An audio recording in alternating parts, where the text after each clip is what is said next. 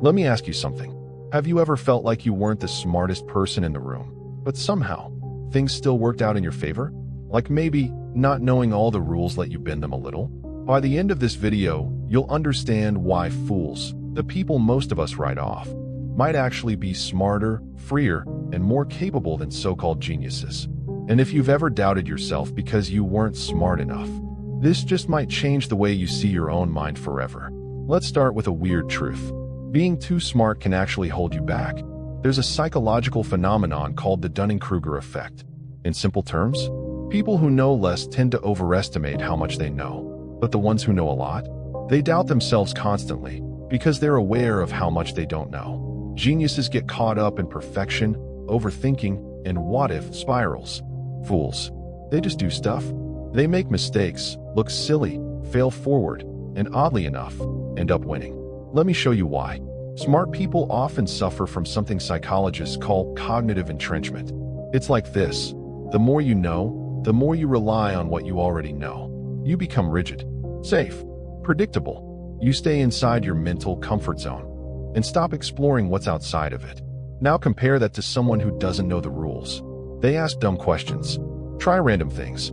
They break norms without meaning to. And that's exactly how new ideas are born. This is called having a beginner's mind. It comes from Zen psychology, and it means approaching life with curiosity instead of certainty. Because when your mind is too full of what's right, there's no space left for what's possible. And sometimes, possible is where the genius lives. Now here's something crazy.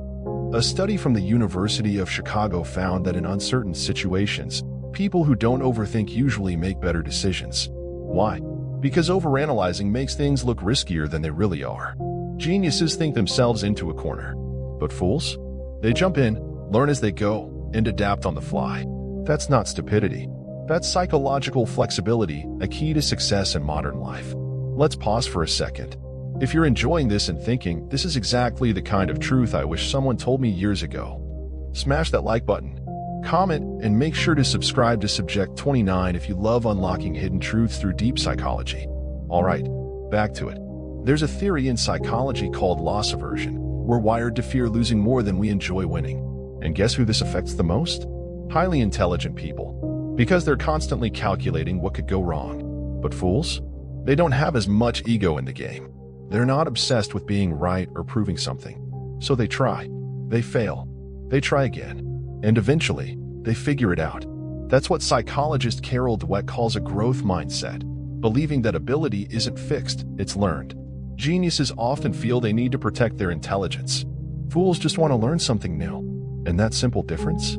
It changes everything. Now, think about this.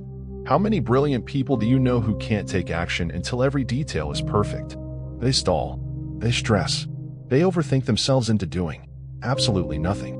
Meanwhile, someone who doesn't have all the answers just starts. And 6 months later, they're ahead, not because they're smarter, but because they moved. That's the power of momentum over mastery. Let's talk about another key principle from Gestalt psychology. It says the whole is greater than the sum of its parts. In other words, your mindset, attitude, curiosity, and courage can outweigh raw intelligence. A person with average IQ but high emotional resilience, creativity, and grit can often do more than someone who's a walking encyclopedia. Why? Because intelligence is multidimensional. And sometimes, the fool's mind is just more open. In ancient Greece, there was this idea called divine madness. They believed that genius wasn't cold calculation, it was chaos, inspiration, even madness. You weren't smart, you were possessed by something bigger. And today, we might call that the flow state. You're not thinking, you're doing, you're in it. And guess what? You don't get there by being perfect. You get there by letting go of control. So let's flip the script. Maybe fools aren't dumb at all. Maybe they're just free. Free from overthinking. Free from the fear of failure. Free from needing to look smart all the time. And in that freedom, they unlock something powerful. They try. They learn. They adapt. They move. And sometimes, they win. Big. Here's the truth no one tells you. Being underestimated is an advantage. Because no one sees you coming. And while others are busy calculating every possible outcome, you're already 2 steps ahead because you dared to begin. So the next time you feel like the fool in the room, smile.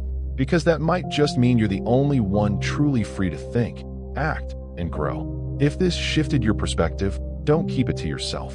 Share it.